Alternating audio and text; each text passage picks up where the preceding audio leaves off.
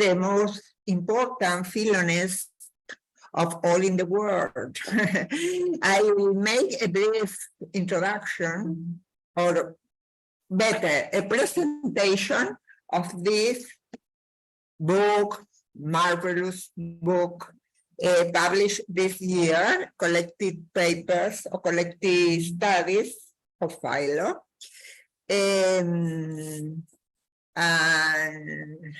Okay, David, a pleasure indeed, but better I speak in Spanish. Bueno, en lugar de leer el currículum, ¿me están escuchando bien, Paola? Paola. Sí, Marta, perfecto. Ok. Que en lugar de leer como presentación, en lugar de leer el currículum de David Runia, que es conocido por todos, quisiera hacer una breve presentación de este libro que es que Runia nos mandó para el equipo como un regalo, a gift.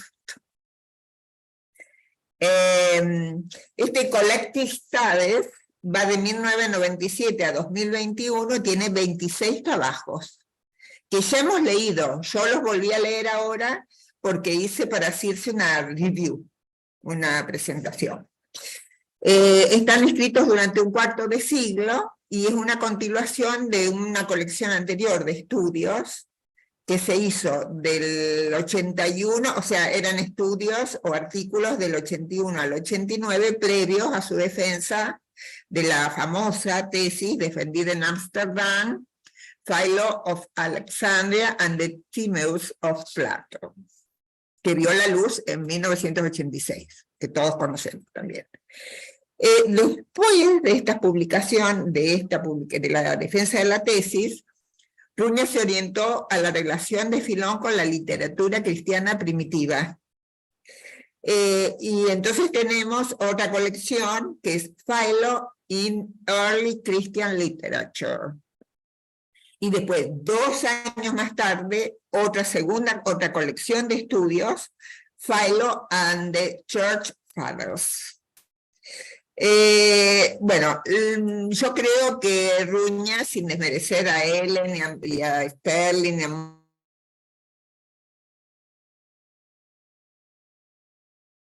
muchos otros filonistas, el honor de participar de nuestra conference, de nuestro congreso, es un honor que ni sospechábamos hace un tiempo, pero fruto de su generosidad, siempre es muy amable con nosotros, nos envía material continuamente, ni hablar. Y junto con Gregory Sterling, dirige de Estudia Filónica Anual, estos volúmenes, que sabemos que no se puede investigar sobre Filón si no se los consulta.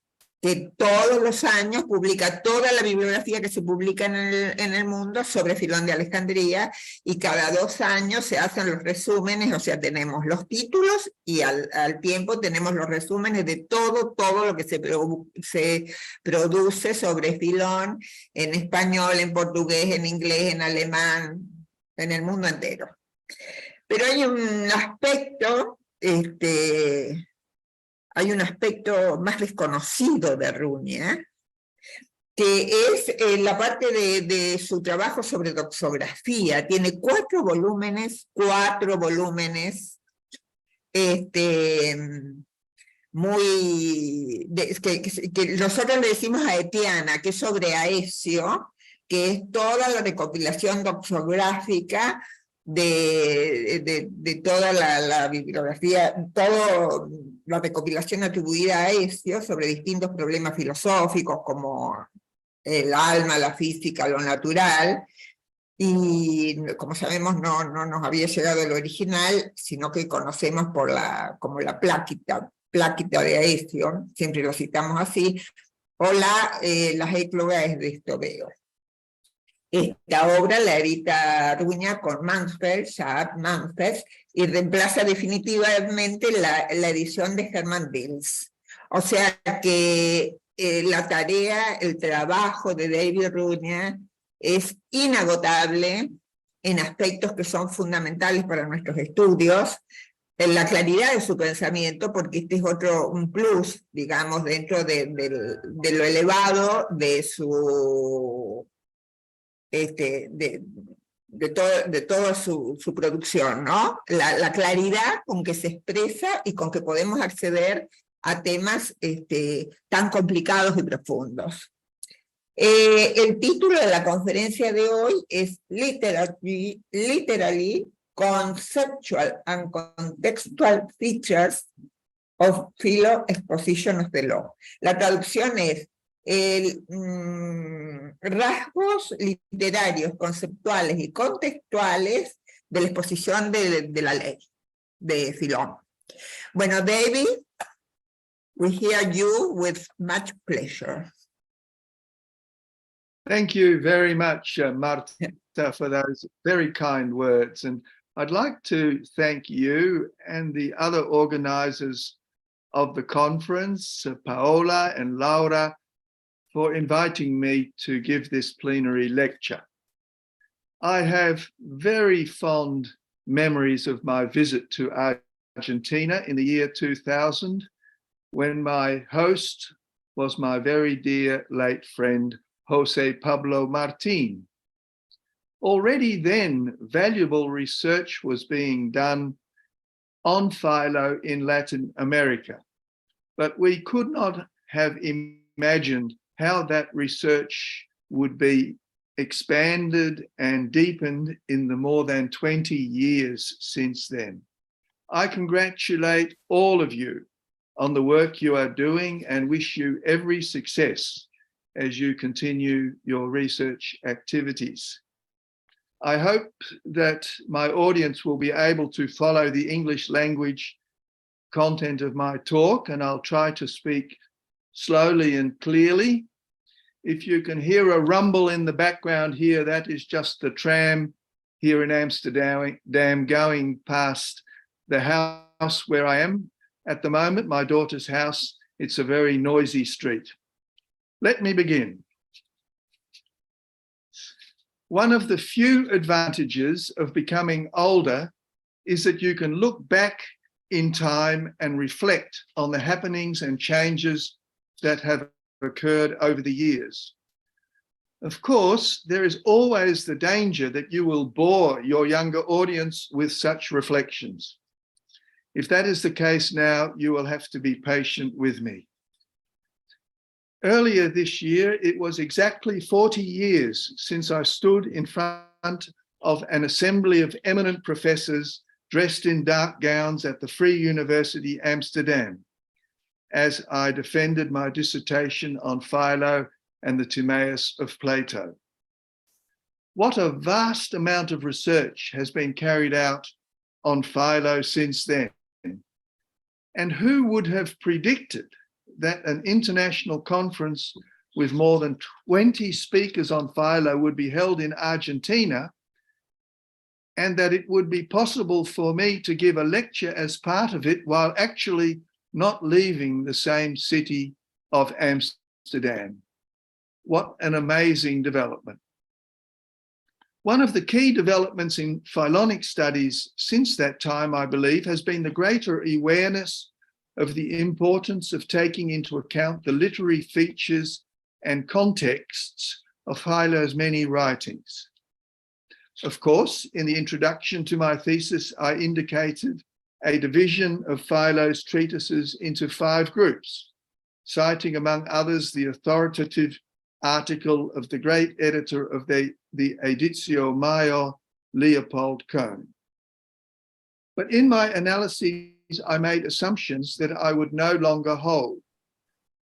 For example, I argued that the treatise De Opificio Mundi should be regarded as the beginning of both the allegorical commentary and the exposition of the law, and that the De Vita Moesis was an integral part of the latter work. In addition, I stated that issues of chronology should for the most part be set aside. After 40 years and the contributions of many scholars, I would wish to significantly modify those views. In my lecture today, I am sharing with you some research that I have been doing on one of Philo's three great exegetical works, the one which we customarily call the Exposition of the Law.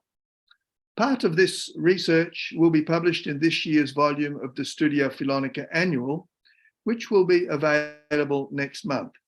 The remainder I hope to publish in next year's volume. This work has been the focus of much research in recent years. But research is, of course, never ending, and there remains much more that can be said. My talk today has two main parts. In the first, I wish to set out and explain the most important formal and literary features of the work. In the second part, I will further show how the work as a whole is further organized by means of two main conceptual schemes.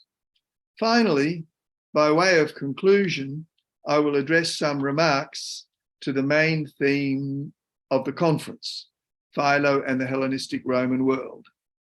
I will show how the various features of Philo's great work that I have discussed can give us some valuable insights into the relationship that Philo had with that world.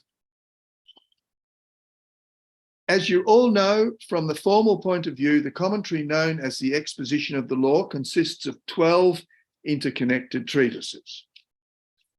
Two of these, most regrettably, were lost very early on, and not a single trace of them has survived. This means that the work is 85% complete, which is still a higher degree of completeness than what obtains for the other two great works, the allegorical commentary and the questions on Genesis and Exodus. A first fact that we should note is that Philo never refers to the work as a whole. The title conventionally used, the Exposition of the Law, is modern. I will return to it a little later in my paper. Within the work itself, Philo refers to its constituent treatises on 7 occasions, each time using the term syntaxis. Based on its etymology, we might in the first instance translate this key term as ordered composition.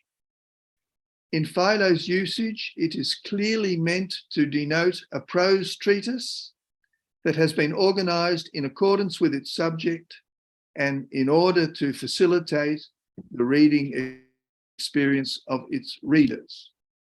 As such, it belongs to the category of finished compositions, also known as sungrammata, composed writings, which could in principle be published, as contrasted with memoranda and notes, hupomnematismoi, which were meant for preparatory and private use.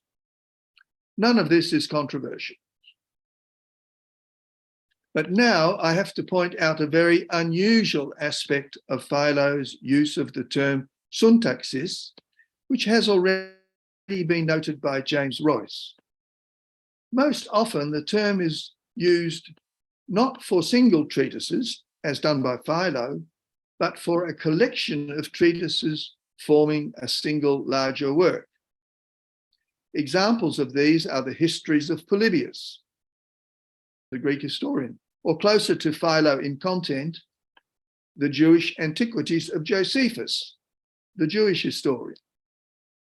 In normal Greek usage, syntaxis would refer to the work as a whole, consisting of 12 single treatises. But this is not what Philo does. I do not have a satisfactory explanation why Philo should have deviated from the normal Greek usage in this way. All I can suggest is that since in the other 4 instances that he uses the term, it always refers to treatises that form part of a multi-volume work, and since for single treatises he uses other terms such as sungramma or pragmateia, in this case he idiosyncratically uses the term for treatises in the exposition precisely because they are parts of a larger work. However this may be, there can be no doubt that Philo goes to a lot of trouble to organize both individual treatises and the work as a whole in an orderly and systematic fashion. I would want to draw attention to the following 5 literary techniques that he uses to achieve this aim. First, each treatise, as it has come down to us, has received its own title, indicating its chief topic and/or contents. These titles are mostly quite long and elaborate. There are indications that some may not go back to Philo himself, but include details that were added during the transmission process. This is not a subject I can go into in the present lecture. There are also some internal subtitles within individual treatises. This too is a subject I have to pass over. What can be considered certain is that each treatise had its own title. Second, each treatise commences with an introductory or prefatory remarks. These link up the new treatise with the preceding one, and usually in the briefest terms introduce the new subject now to be discussed. As has been well noted by Greg Sterling, they have the function of orientating the reader when moving from one scroll to the next. 3 such introductory passages are exceptional. The opening treatise can, of course, not be linked to what precedes, but the introduction of De Opificio Mundi does have some important features to which we shall return.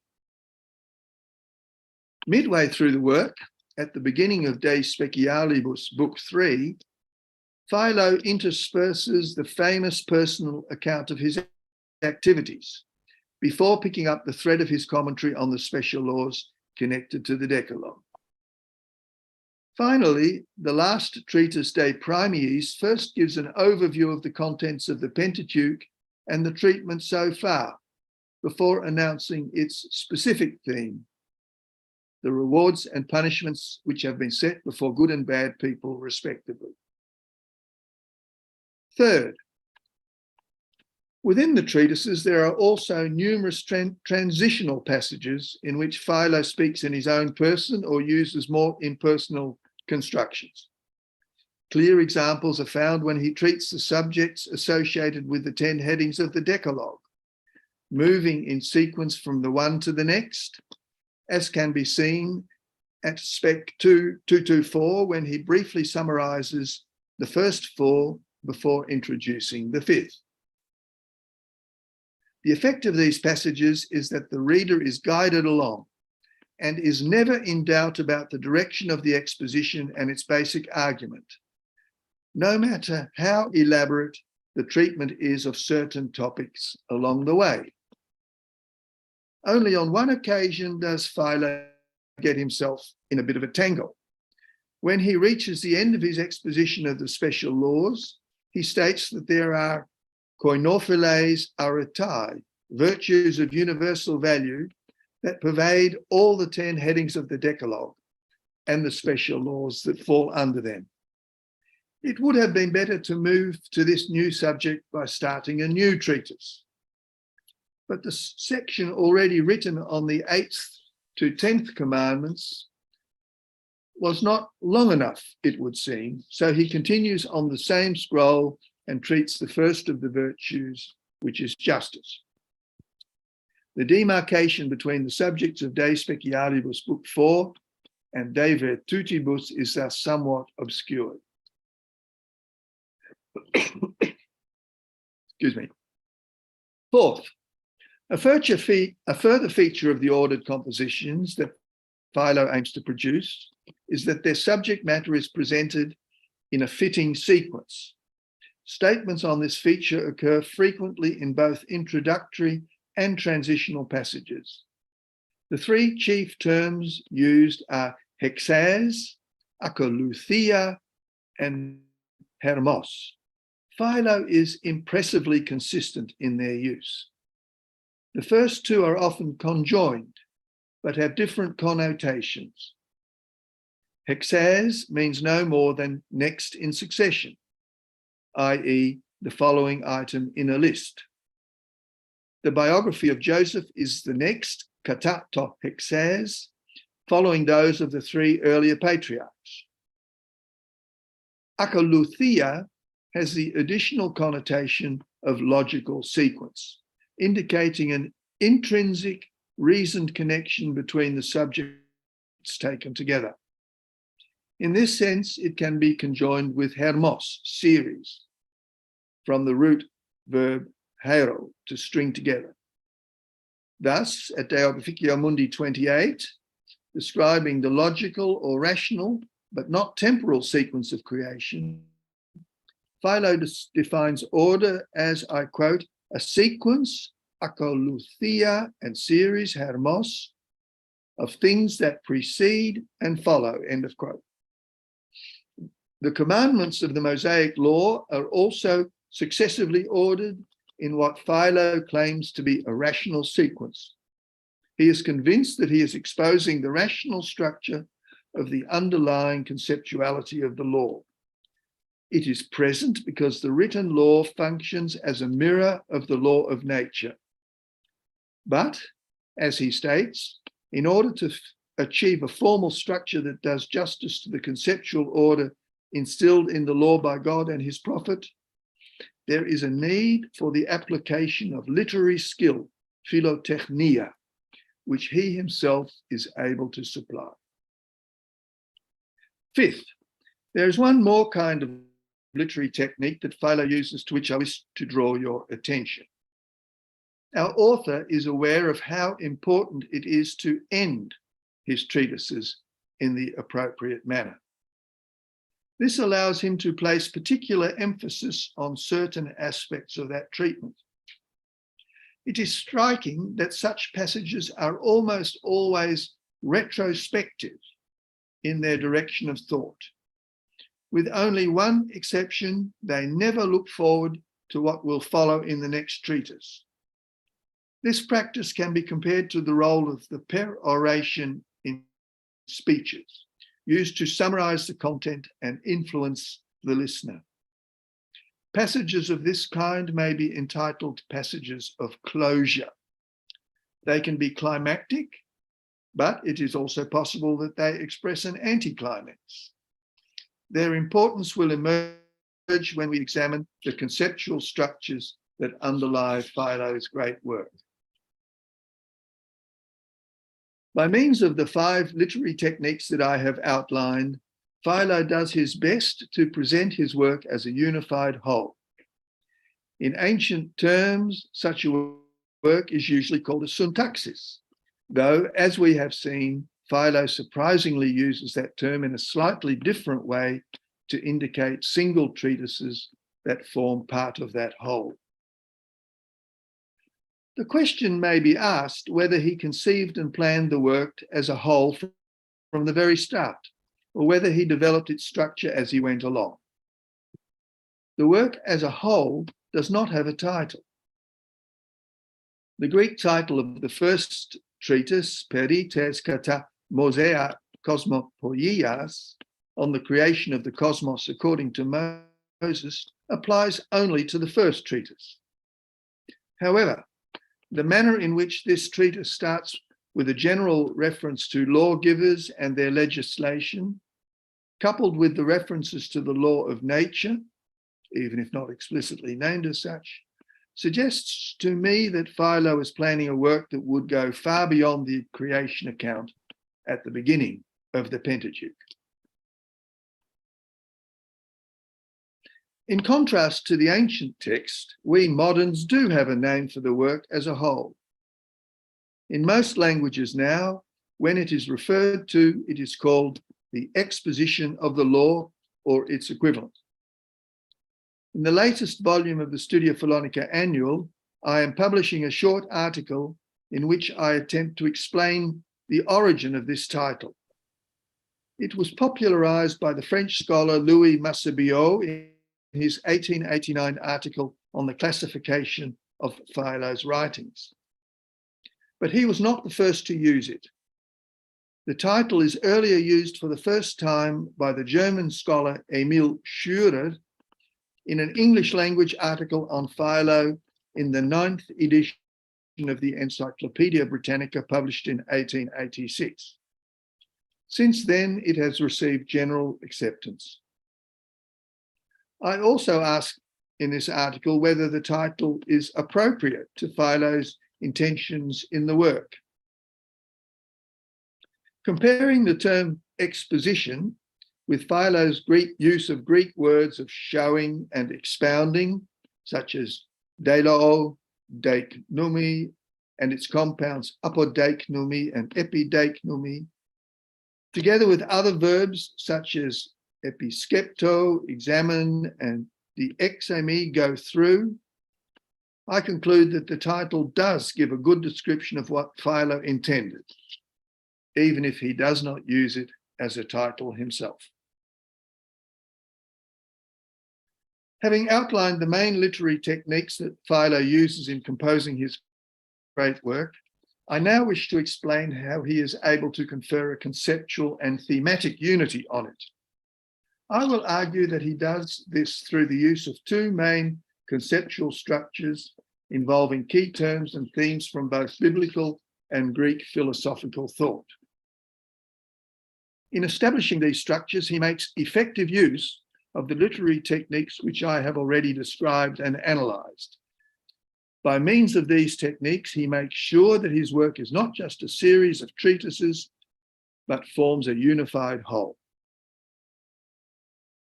The primary way that Philo achieves this unity, as already noted by scholars such as Christina Termini, Ellen Birnbaum, and Greg Sterling, is through its focus on the concept of law, nomos, and the law's fundamental connection with virtue or excellence, arete, and reward, athlon. With admirable didactic clarity, this conceptual structure is conveyed through the introductory sections of individual treatises, to a lesser extent complemented by transitional passages within those treatises. At the outset, Philo compares other lawgivers to Moses and states that he made a splendid and awe-inspiring beginning to his laws, nomoi plural, by starting off with a creation account. He immediately posits a harmony between the created cosmos and the law of nature. The Mosaic legislation is thus connected with the foundational principle of Greek philosophy, that the world is created with a rational structure which human beings can investigate through contemplation and which enables them to direct their actions and live well. The theme returns in the description of the first human being as living in the cosmos as his home with the right reason of nature, hotes phuseos ortos logos, as its constitution. But in the first treatise, the actual laws of Moses remain out of sight. The introductory section of the next treatise, De Abrahamo, is thus a crucial passage for the entire work. Philo states that since it is necessary to investigate the laws in accordance with succession and logical order, the structural terms we have analysed above, we must turn not to the particular laws, but to their archetypes, the patriarchs of the Jewish people. These living and rational laws did not need teachers. All their life was well regulated, just thus revealing a continuity with the first human being before he fell into sin. This move allows Philo to include extensive narrative sections from the book of Genesis in his series of biographies, in which the further themes of the virtues and the rewards for virtues could already be included. In De Decalogo, Philo moves on to the treatment of the written laws, proceeding as we read in accordance with logical sequence. The laws are to be expounded in two stages. First, as chief or generic headings, kephalaia, and then as particular laws in the form of subordinate species, ta and mere. This means he has to cover the same ground twice. but has the advantage that he can treat the main themes of the law from differing angles and in differing degrees of detail. There is, in fact, remarkably little repetition, which is evidence of the skill he has applied in organizing his account. We learn that the 10 Commandments have an internal structure, as seen in the division in 2 tables. Their logical sequence, akoluthia, can be attributed to the lawgiver himself, perhaps taking his cue, of course, from the divine voice. As Taramani has emphasized, the organization of Philo's explanations of the laws is highly innovatory, with some roots in contemporary Judaism, but going much further in sophistication and literary skill. The exposition of the special laws falling under the headings of the 10 Commandments is for the most part neatly distributed over a number of books. But as we already saw in Book 4 of the Special Laws, Philo chooses to include a transition to a different kind of treatment.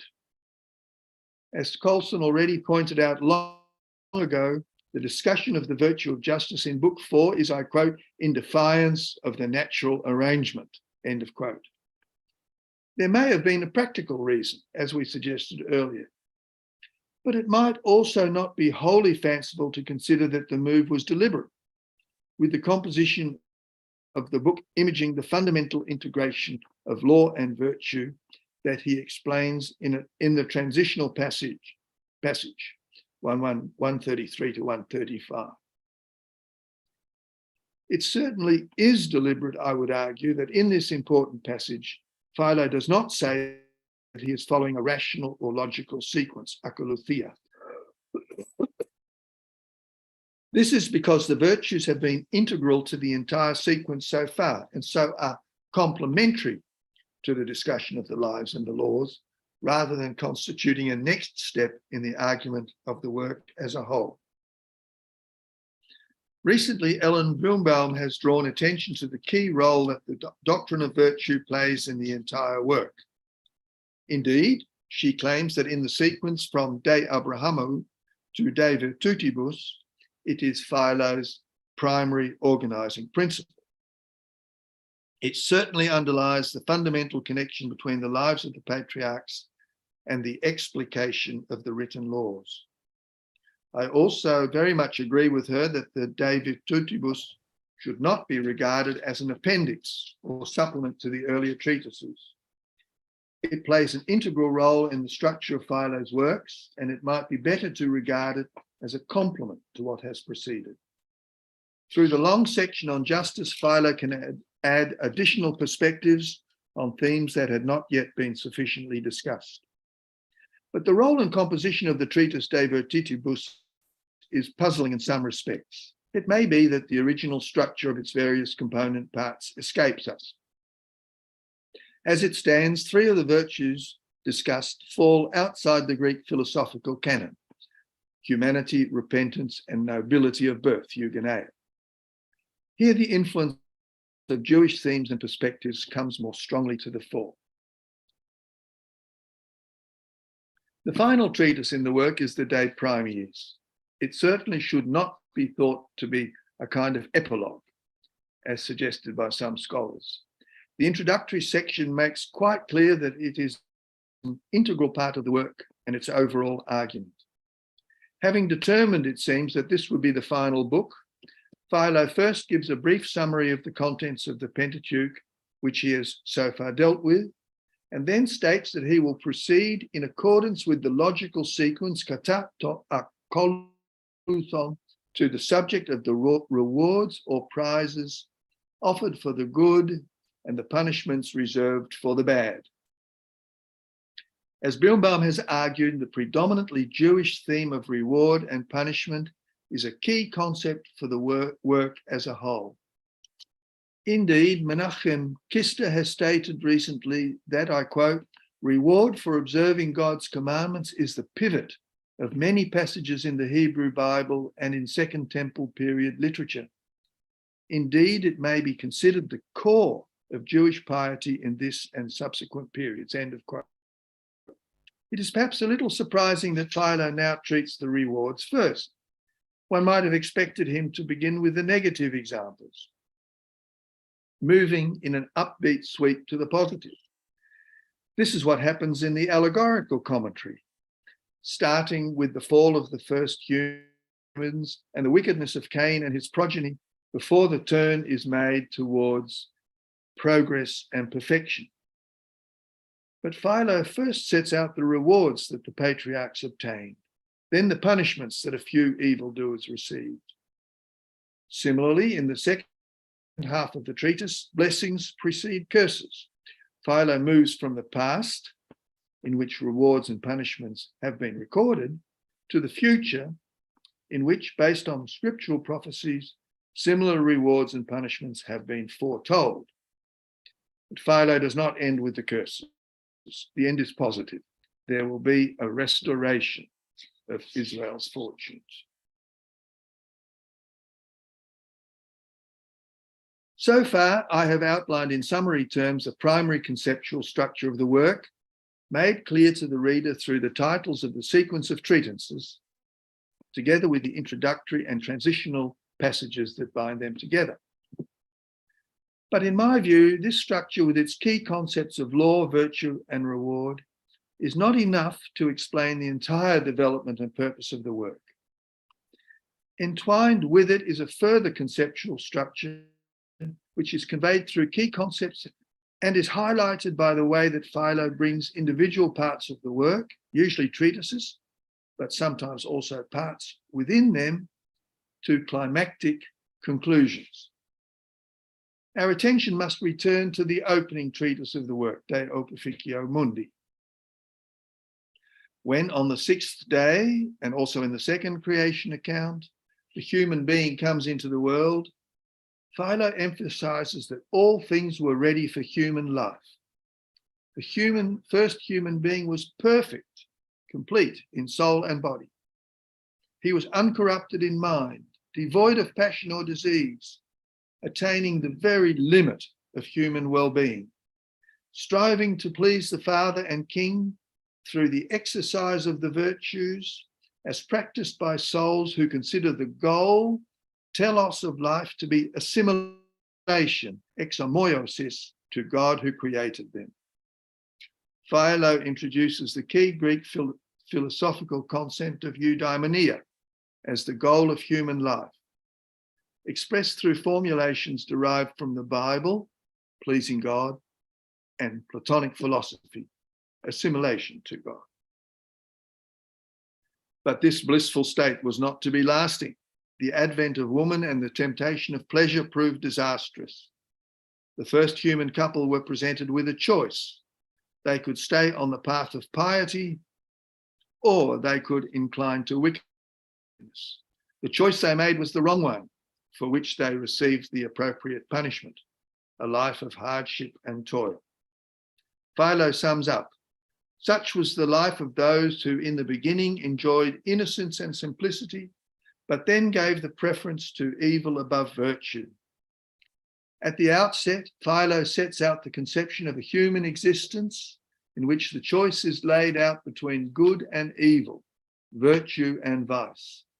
The resultant lives of eudaimonia or kakodaimonia will resonate through the entire work right to its end. I wish to argue that Philo follows through on these themes of the good life as lived in obedience to God through the virtue of piety throughout the entire work. Time does not permit me to go into all the details, so I will focus on a number of key passages. In the De Abrahamo, his piety towards God and his humanity in relation to other people are placed at the center. His piety is exemplified through his trust in God, based on Genesis 15, verse 6. Trust, pistis, is the only good that is infallible and secure, bringing with it all the aspects of the good life, including eudaimonia. The final words seem to echo those of the previous treatise. Such was the life of the first and founder of the nation, one who kept the law, but as my account has shown, was himself a law and unwritten ordinance. Priority is given here to the theme of the law, of which the patriarchs were an embodiment before it was given to Moses and the people at Sinai. Sadly, we are missing the lives of Isaac and Jacob, which will certainly have told us more about the life of piety and the quest for God. The life of Joseph, which we do possess, is a kind of addition, as hinted at by the patriarch's own name. In its final words, the man of political life is praised for his leadership and the prosperity, eupragia, that he brought through times of famine and plenty. This theme of prosperity will return at the end of the work. Philo now turns to the Decalogue, which is the foundation of the written law. The beginning of his account could not be clearer. After some preliminary points, he states, the most excellent first principle, arche, of all existence is God, while of virtues it is piety, eusebeia. This chief virtue is linked to the first two commandments.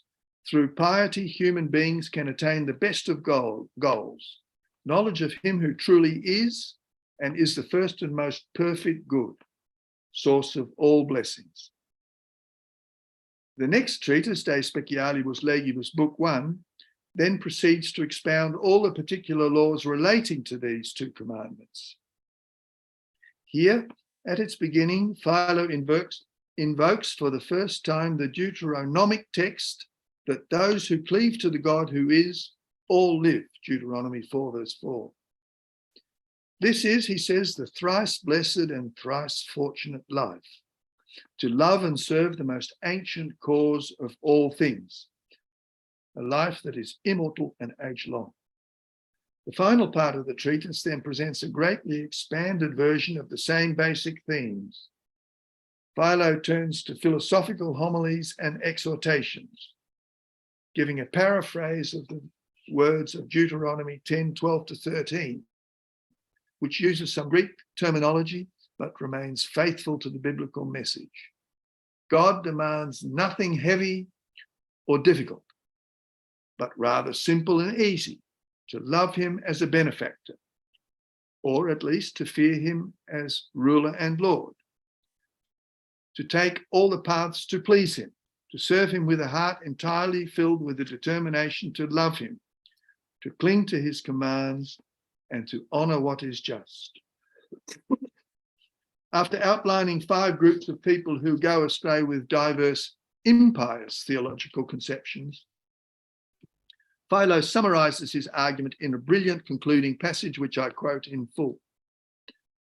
But we, the followers and disciples of the prophet Moses, will not cease from our quest for the one who is, regarding knowledge of him as the goal of well-being and also the age-long life, just as the law too states that all who cleave to God live, laying down a doctrine that is compelling and replete with wisdom. For truly those who deny God have souls that are dead, but those who serve in the ranks of the God who is, live a life that is deathless. The key text, Deuteronomy 4, verse 4, is repeated here and connected implicitly with the virtue of piety and explicitly with the goal, telos, of the good life, eudaimonia, and the immortal life, athanatos bios. Coming at about the halfway point of the entire work, it is a highly significant passage for its conceptual structure.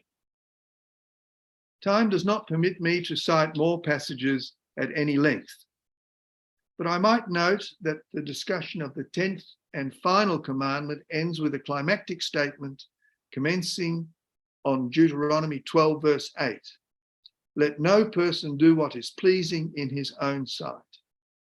Philo paraphrases by saying, let a person be pleasing to God, to the cosmos, to nature, to the law, to wise men, forswearing self-love, if he is to be truly good, kalos kagatos.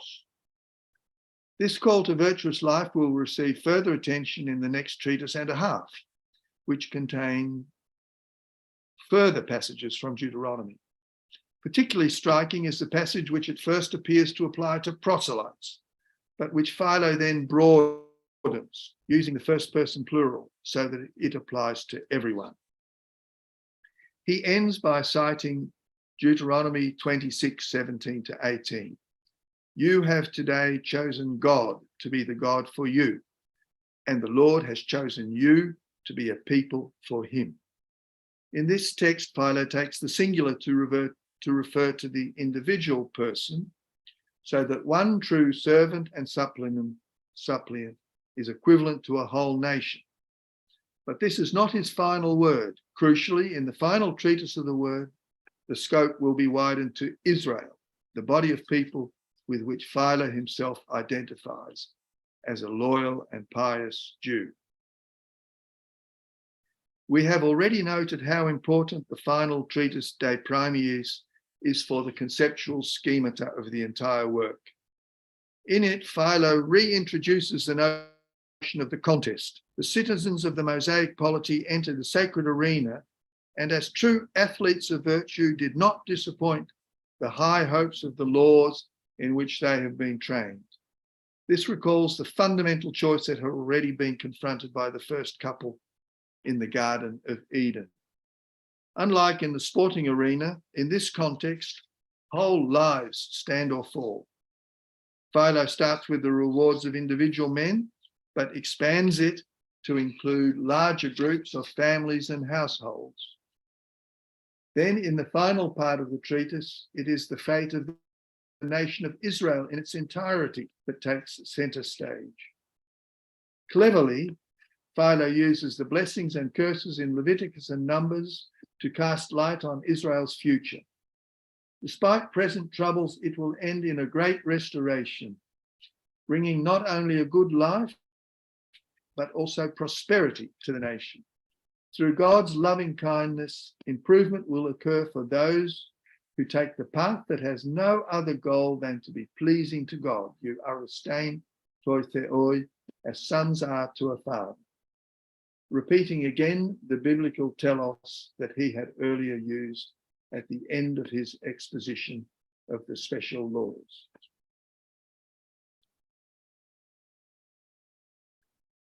My hope is that this sketch of a synoptic reading of Philo's great commentary will have given you an idea of how it can be read as a unified work. I wish to emphasize that it is only a sketch and that I have to further develop a lot of the ideas that I have presented to you.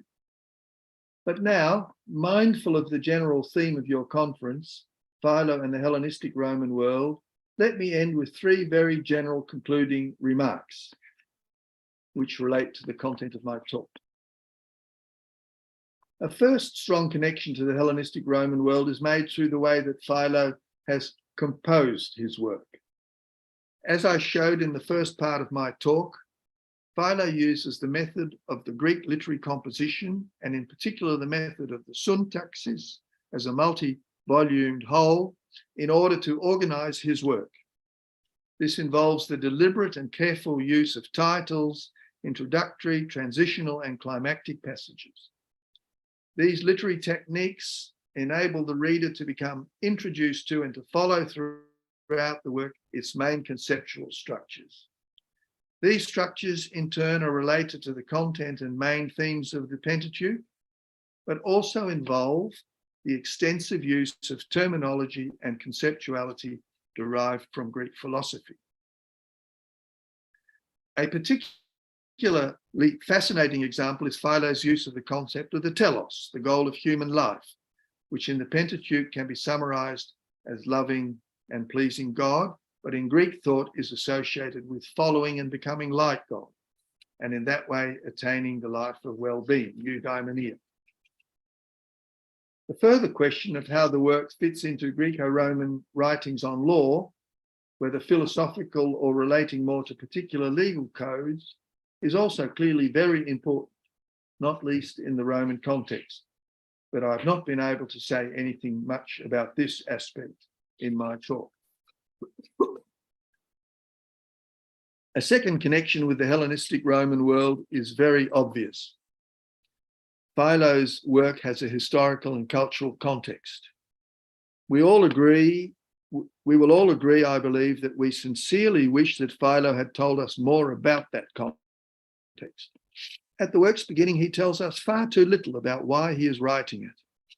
and throughout the work, we would love to know more about the context behind it. Of course, the famous autobiographical passage right in the middle of the work provides a vital clue. There can be no doubt that Philo is writing against the background of severe tensions affecting the Jewish community in its relation to the other ethnic groups in Alexandria. Most sadly, even after 2,000 years, these tensions have not gone away, as we can see in the tragic events unfolding in Gaza at this very moment.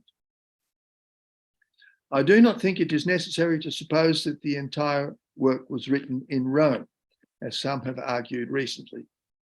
But I do agree that the new era of Roman domination in Alexandria and the question of the rightful place of the Jewish community within the city very likely are playing a significant role in the background.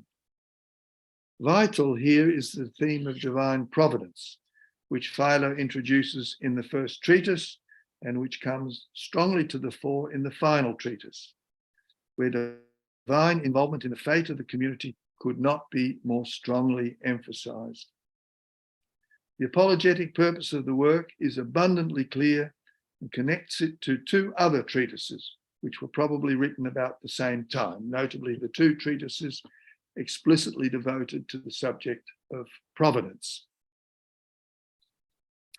Finally, I would like to draw some conclusions on the much discussed question of Philo's reading public. For whom did he write this work on which he expended so much time and creativity? Many scholars, taking note of the highly didactic way that readers are introduced to the contents of the Pentateuch and the various aspects of its legal code, have concluded that it was primarily written for a cultivated audience of non-Jewish readers. The idea would be that they could gain a deepened understanding of Jewish traditions and would be disgusted by the attacks launched against the community by its enemies. I am quite certain that Philo would be most happy for his work to fulfill such a purpose. But in my recent study of the work, I've come to the conclusion that Philo is probably writing the work at least as much, if not more, for a Jewish readership. He wishes to impress upon them the crucial importance, in his view, of emulating the patriarch Abraham, trusting God and remaining faithful to his ordinances. This explains certain themes such as the concept of reward and the emphasis on the Deuteronomic exhortations and promises. Philo admits that his people are going through a difficult period, but it is his fervent hope that if its fortunes should take a turn for the better, then other nations will come to respect its laws and even adopt them as their own. Philo wrote this long and complex work, not only to expound and explain to whoever wishes to read and learn, but also to encourage his own people in their difficult and even precarious situation in the Hellenistic Roman world. Thank you very much for letting me give very clear your conference. A commentary about, let me write better. A ver. A ver, the girl who can read in English. Gabriela, please. Yes, the question of receptors of the public should be associated with the orality writing circumstances, a question not debated enough in Philonian studies as it has been in Platonic ones. In Platonic ones, it's better study, no? In Philonic studies is not much work in that sense. ¿Se entiende? No. So would you like me to comment on that, Marta? That the reception, the public will accept the theatrice of Philo is not studied as Platonic one. Well, I think I agree with you that there's a lot of research that could be further done on that. LMB bound, perhaps. maybe that wrote about that. Well, Ellen, what do you think about what I said towards the end of my lecture? Do you agree with that, or oh, I'm sorry, Ellen, we cannot hear you. Right, I just realized that. Okay. There you go. So I definitely agree that Philo's audience or intended audience must have included non-Jews and Jews. And this is a position that I actually held decades ago when I wrote my dissertation on the place of Judaism in Philo's thought. I think one factor that should also be taken into consideration is his discussion of proselytes, because he does refer a lot to proselytes, and so we might infer that maybe he was trying to appeal to interested non-Jews. At the same time, he writes about kind of delinquent fellow Jews. And so I think both of those factors suggest that he had in mind both Jews and non-Jews. And I agree with David's conclusions on that count. But Marta, you're raising a question about orality. I think what you mean is, did Philo originally deliver these treatises in a kind of sermon-like environment? Is that what you mean when you raise the question of orality writing circumstances, or a lecture? No, I was talking about the public of, for instance, cuestiones and commentary, an allegorical commentary. The discussion is still in a point without definition. For example, no. well, I would agree that we should look at that more, and there's also the intriguing question, about the kind of context in which these writings were written, in terms of the educational, the didactic context. Did Philo have his own school? Was he working together with a synagogue? The trouble is he doesn't say enough about this, but I think the work that Greg Sterling has done on this is very good. I would recommend that. Another question, let me see, I wrote a commentary or questions about questions. Let me see. Marta, si preferís escribirlas en castellano. Sí, no, porque es complicado, A ver.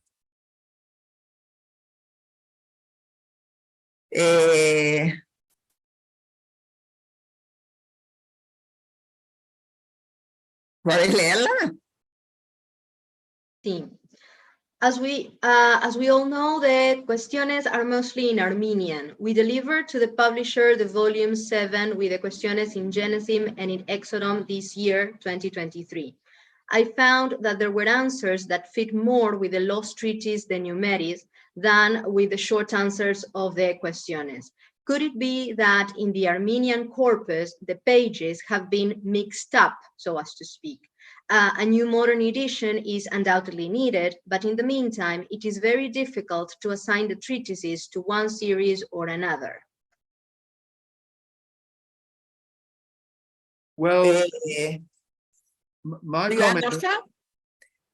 Yeah, I can see it and I follow it. Yeah, my comment on that would be that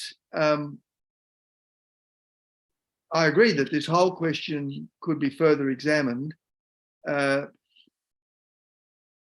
Philo regards the individual aspects of symbolic aspects of numbers to be very important and to be able to be used to interpret scripture and also philosophical doctrines.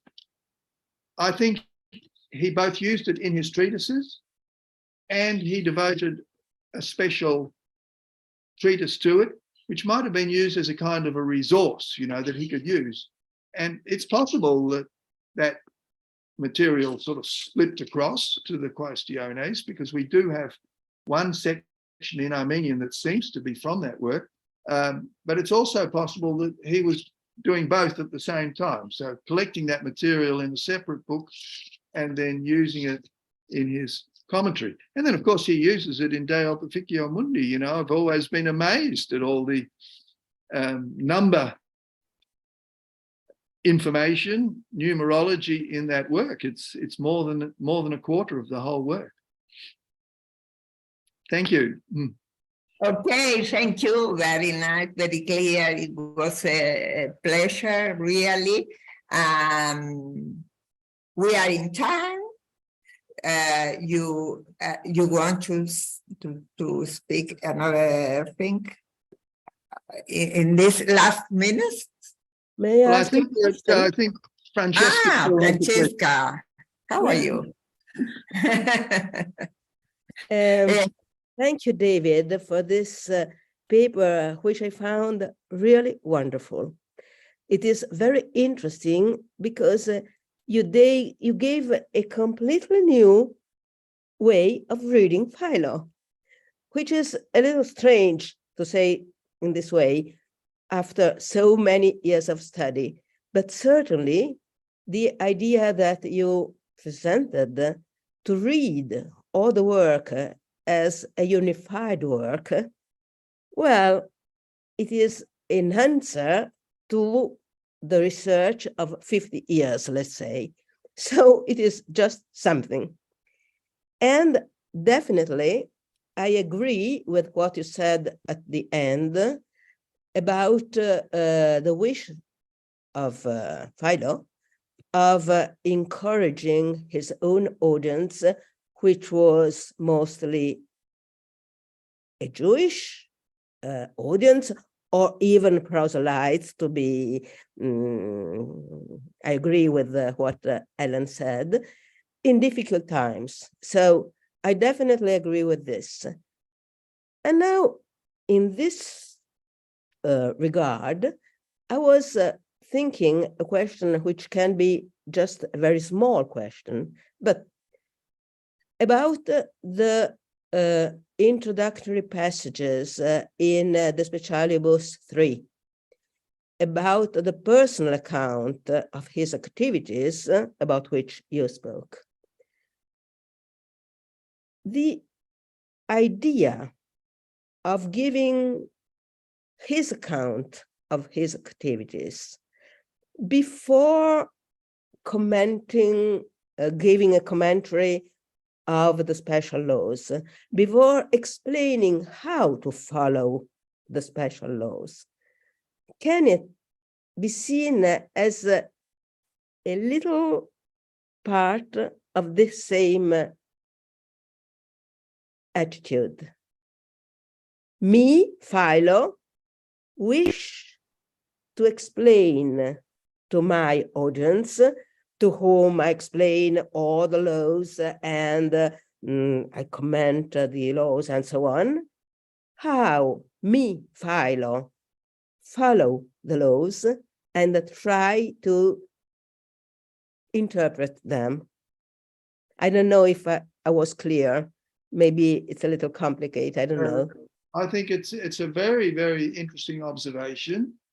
And, you have this tension there between contemplation, the life of theoria, and the praxis of being involved in political life.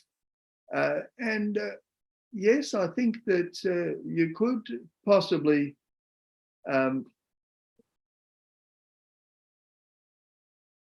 extrapolate that to the rest of the work and to what Philo is encouraging his readers to do. But I don't think he wants too much emphasis on his own person.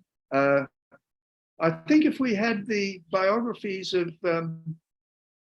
Isaac and Jacob, that would have helped us a lot to understand that more, because because there I think more would have been said about the life of teoria, of contemplation, of ascending to God, but we don't have that, unfortunately. But thank you very much. I will think further about that, Francesca. Thank you so much, and good luck with your own lecture. Thank you. Ok, bueno, saludamos a todo el público que nos está mirando desde YouTube. Marta, Helen Sí. quiere hacer una pregunta. Ah, ok. Yeah, is there time for me to ask a question? I hope so. Well, anyway, it occurred to me as you were speaking, David, and of course I'm very interested in this topic, and thank you for all of your insights. The treatises on Moses have come to be seen as kind of introductory treatises to the exposition. And in those treatises, especially in the introduction,